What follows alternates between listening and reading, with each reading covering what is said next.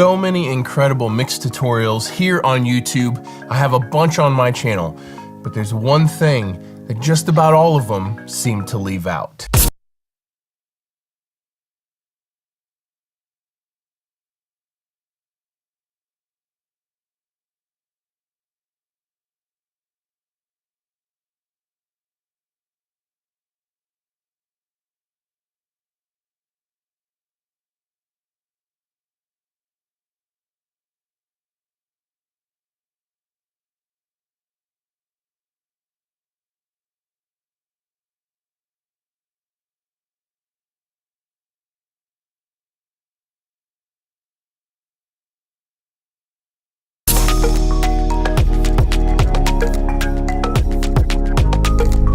Hey everyone, I'm Cole Caparoon. Thank you.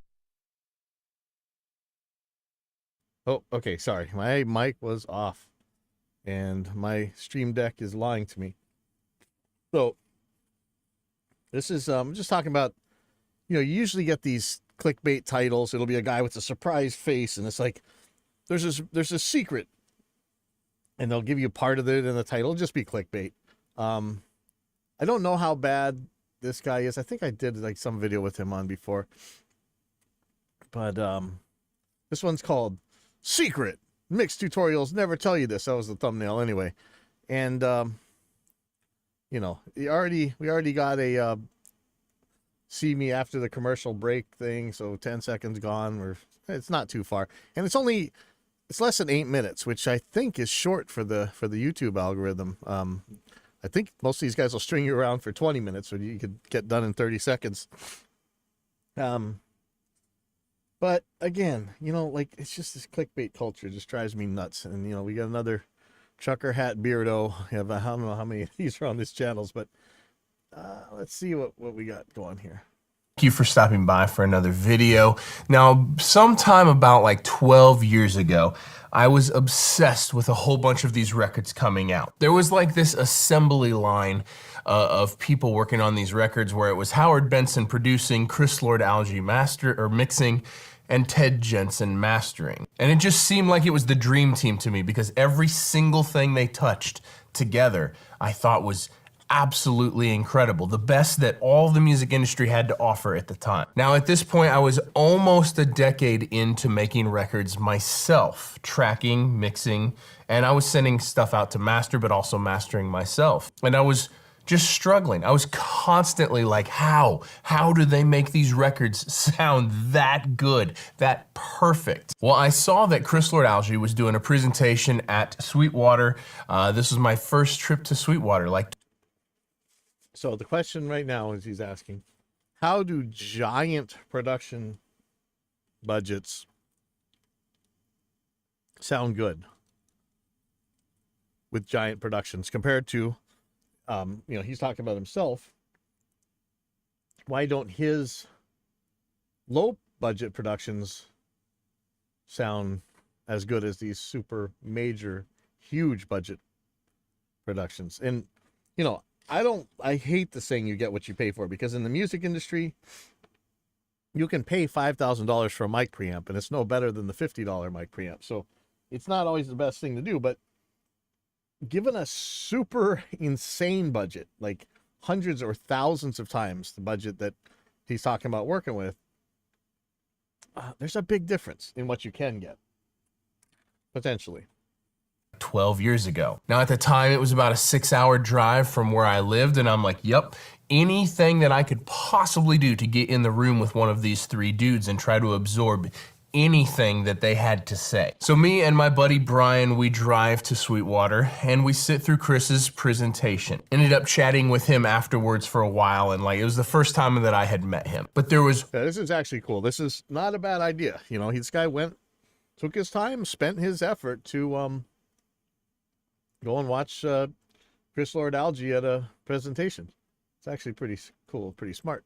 One thing that was shocking to me about his presentation, and ironically enough, it was not his mix or his mixing techniques or anything else that he actually talked about. He brought with him the raw, unmixed tracks to American Idiot by Green Day. Now, Sweetwater has a really awesome theater that was just built back then with an incredible sound system in it, and he was doing the presentation in the theater, and he was playing back these raw tracks. Now, I don't want to take anything away from this really, but what do we mean by raw tracks?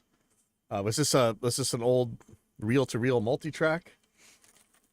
Or are these the raw tracks that are all mixed prepped and everything else? But I don't know. It kind of doesn't matter to the point that I think he's going to try and make, but I'm just putting that out there. And the thing that like shook me was that the raw tracks sounded better than any mix that I had done to date. And There you go. All this talk about mic preamps and you got to have this magical microphone and you have to use the special Shakti stone that was blessed by the Buddha, and you got to stick that in the top corner of your room and make sure that the maple that you're using on your guitar's neck once had a bird nest in it, and it had to be a great ivory-billed woodpecker. You know, that all goes out the window compared to writing a song in a way that makes everything sound good with it. To arrange the kick and the bass guitar when you're writing to sound good, to make the vocals fit the guitar parts that they're playing, to all these, you know, the 7 Ps thing, the proper pre-production planning prevents piss poor performance, right? It's not just that. When you are at one of these major budgets, the writing is so good. And don't let anybody fool you. And I don't think anybody believes this anymore, but a lot of people used to think that the artist that that's faces on the record wrote the album. You know, if you, I mean, it can be true to varying degrees, but if you notice the difference in arrangement on these like mega budget things, it's just a little suspicious, right? I mean, that's just putting it facetiously. So he's saying that these raw tracks sounded better than his best mix. And it's not at all surprising. When you're on a major budget, the players all play well. The players all know their parts. The arrangement was done really, really well. You're not intonating the guy's guitars on the studio clock. Maybe his guitar tech is, but you're not doing it. Then they're already aware of it, that this needs to be done. Rather than them trying to do 12 songs in 6 hours and, you know, the guitars can't even be in tune. You know, that's not what you get. The difference between a major budget recording, forget the mix, forget any of that. The difference between a major budget recording and your regular off the street band, it's not even in the same universe. They don't even include the same type of people. There's people with certain responsibilities that just aren't involved on the lower end. And it makes such a huge difference. And it sucks because, you know, that makes it cost so much to do these things. And you can do things that are cheaper and make it sound good. It's just, don't expect major budget raw tracks from a minor budget band. And hi, this is something I call the perverse inverse, and it happens in a lot of parts of music production. One of the big ones is the bands that need the least amount of time in the studio are the ones who can most afford to pay for it. The amateur bands need a lot of time for takes and fixing and figuring things out. And they often don't have the money to pay for even the most budget recording. Whereas these majors, they're so good. And again, it's not necessarily the guy whose face is on the album that played this stuff. They may have They may have some session musicians in or whatever. But these guys are ready to go. So it's like this perverse thing where the guys with the most money need the least amount of your help and time, and the guys with the least money need all of your time, and they can't afford it. It's just a reality of this industry, and I don't know why a clickbait title needed to be done to talk about this. That moment was a pivotal moment in my career, in the trajectory of my career, and how I handled and conducted myself moving forward. Because in my mind, it kind of answered one of the biggest questions. How do Chris Lord-Alge's mixes sound so unbelievable? Well, not to take anything away from him as a mix engineer, but it really was because the raw tracks that he was working with was so much better than anything I had ever worked on. You know, we were just looking at a forum post the other day where a guy was saying, like, you know, I need to fix this guy's, like, let's say you're a plumber and you need to fix a toilet, and there's a problem in the toilet. The person with no clue would tell you, oh, you know what, get a different client. Never mind, you can't fix that toilet, just get a different client. Don't worry about his toilet, because he's forget that, fire that client, get a different client. No, if you're so yeah, there's another one, like you're a heart surgeon, you're working on somebody's heart, and this particular scalpel just doesn't work for the patient that you're on, and some other clueless hospital administrator or whatever would tell you, well, just get a different patient. No, you got to save this guy's life. Yes, it's obvious, Captain Obvious, that if you had better tracks, you're going to get better stuff. But is that a solution for the regular engineer who's recording local bands? No, he's still got to record the same bands. So I hope the takeaway of this isn't to get perfect tracks from people who can't produce them. In my career. And from that moment on, I began the pursuit of how finished could I make something sound in the recording process. Can I actually get it to sound where faders up, it's done, and I have to do absolutely nothing to it? That was a crazy pursuit that I had. Now, the thing is, that's not up to you. Some of it is. The arrangement probably isn't up to you. The playing probably isn't up to you. The choosing of the instruments, it probably isn't up to you. There's parts of this that are up to you, but not all of it. Not even, I would say, even the important parts. And going forward for, I don't know, the next 5 years or so, I would have every drummer come in the night before or the day before the drum tracking session, and I would give them studio time so I could spend however much time I thought was necessary trying to get those drums to sound perfect. Now, that's real good. But I'm sure you guys have seen me mixing plenty of times, so we can have the most awesome sounding drums in the world, but that song sure don't sound very good, does it? Finished with the record button, not with EQ and compression after the fact.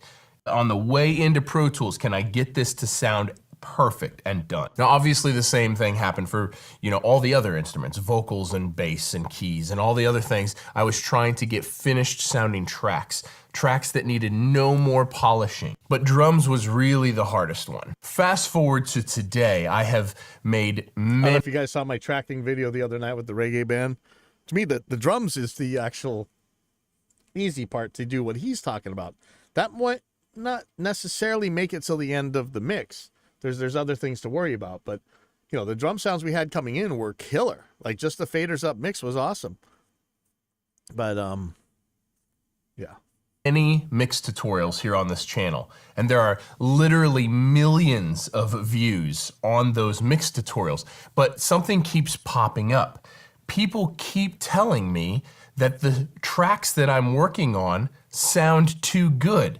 They sound too finished, like I'm mixing something that has already been mixed. Yeah. Lots and lots. And that's good. That's good that this guy's done this. But if you're really talking about making tutorials for people that are going to record things in the real world, that's not how it's going to be. It'd be awesome if you let these multi-tracks out for people to practice with. Say, hey, if you're working with a super good band, this is what what mixing is like. But people want to know, wait, this guy can't play for crap. How do I fix that? And that's the job of somebody like me, Mr. Doro Dango, right? We polish turds. And sorry, that's what we do.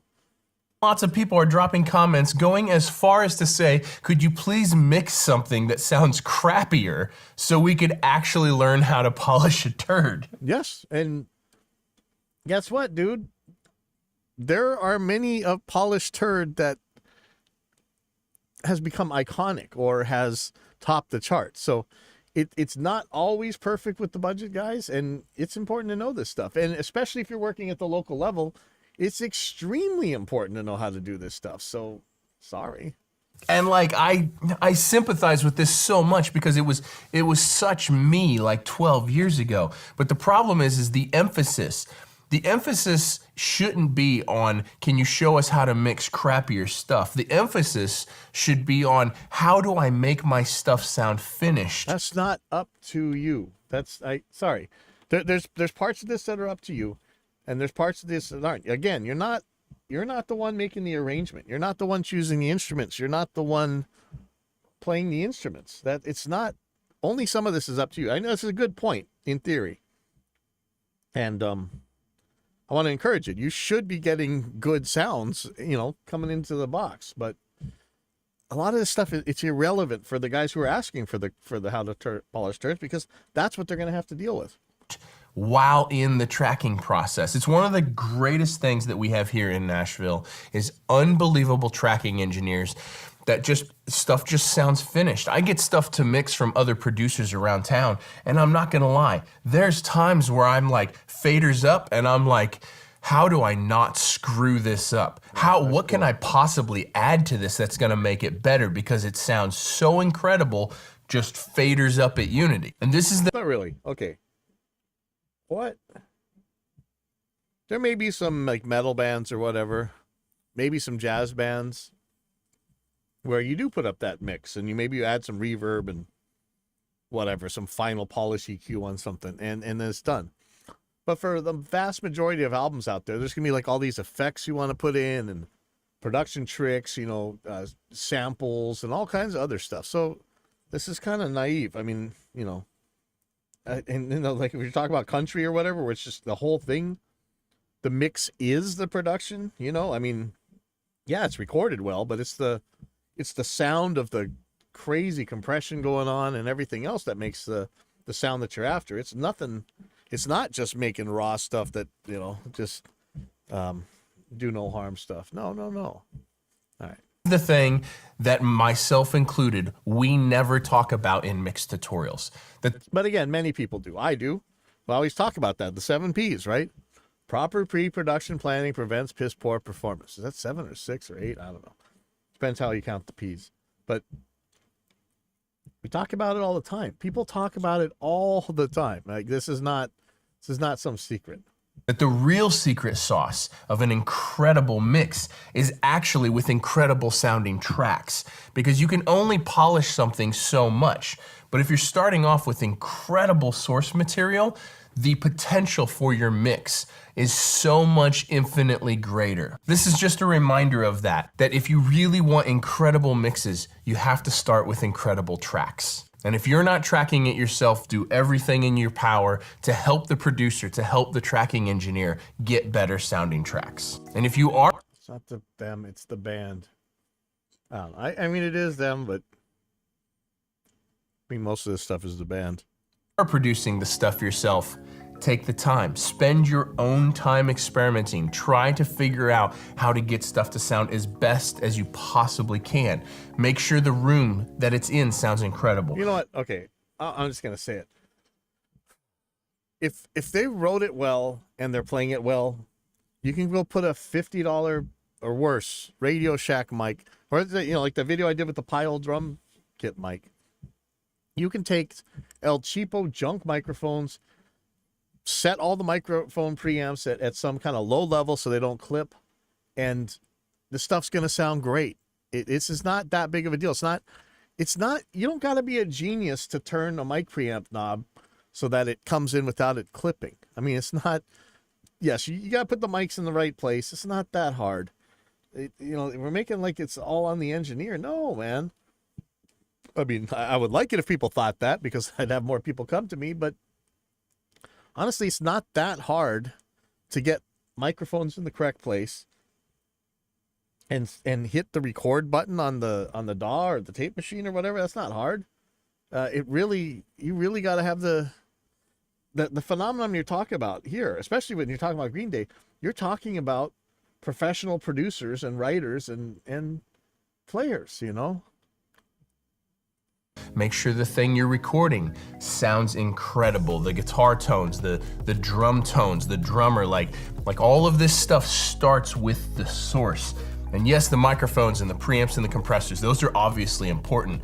But if the thing you're recording doesn't sound good, it doesn't matter what you record it with, it's never gonna sound great. So again, there's that's links down. not up to you. That's not up to you. That's up to the band. Because in my mind, it kind of answers potential for your mix is so much infinitely greater. This is just a reminder of that if you really want incredible mixes, you have to start with incredible tracks. And if you're not tracking it yourself, do everything in your power to help the producer, to help the tracking engineer get better sounding tracks. And if you are producing the stuff yourself, take the time, spend your own time experimenting, try to figure out how to get stuff to sound as best as you possibly can. Make sure the room that it's in sounds incredible. Make sure the thing you're recording sounds incredible. The guitar tones, the drum tones, the drummer, like all of this stuff starts with the source. And yes, the microphones and the preamps and the compressors, those are obviously important.